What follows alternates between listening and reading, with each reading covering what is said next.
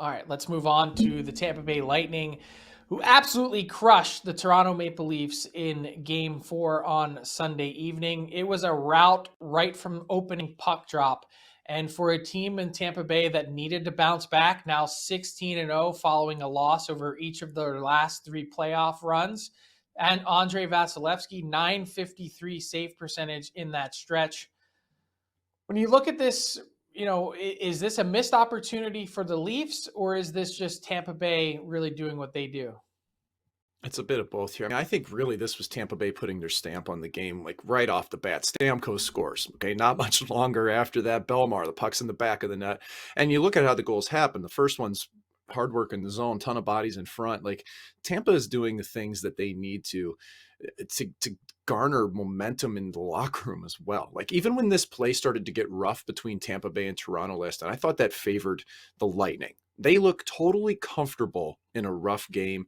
They haven't been fazed by it. Even when they've lost the two games in the series pretty handily, they've bounced back right away. Now, the Leafs have as well, but I have bigger questions about the Leafs. And you always think about ghosts of playoff past, and that's kind of dominating our thought process. But I didn't think Jack Campbell's details were great. He is not the reason why they lost last night. He'll be back in the next game, but you wonder now, you're going to game 5 and it's 2-2. It's going to Toronto.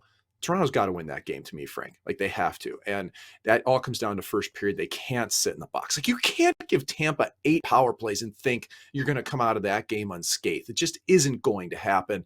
That to me was a sign that Toronto was chasing, maybe even trying a little bit too hard, Frank.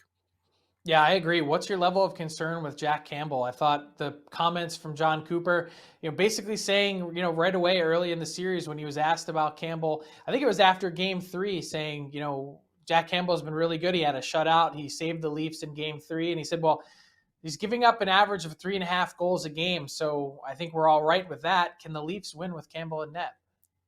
Well, they can because they've shown that they've done it previously, but I do have concerns because he hasn't gotten through a first round, and to me, Campbell's kind of like a starting pitcher in baseball, Frank. That you can tell if he doesn't have his stuff early in a game. Like last night, his details were a little bit off. Belmar's goal, he's not quite square. Stamkos' shot that goes in right off the bat, he doesn't arrive on time. His route's a little wonky. When Campbell's dialed in, those things don't happen. So I need to see details right off the bat from him because when he has them, they can absolutely win, but it hasn't been at a consistent enough level.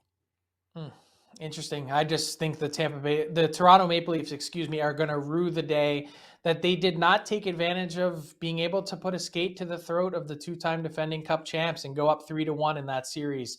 We talked about Brendan Shanahan before saying at the end of last season, who are our killers? Well, who are they? Who's going to step up and be the killer for the Toronto Maple Leafs? We've yet to see it. You mentioned ghosts of playoff past. I say we've seen this movie before, and I don't know that we necessarily like how it ends for the Toronto Maple Leafs. Still a chance, tied 2-2, heading back to Toronto. We'll see how they respond in Game 5.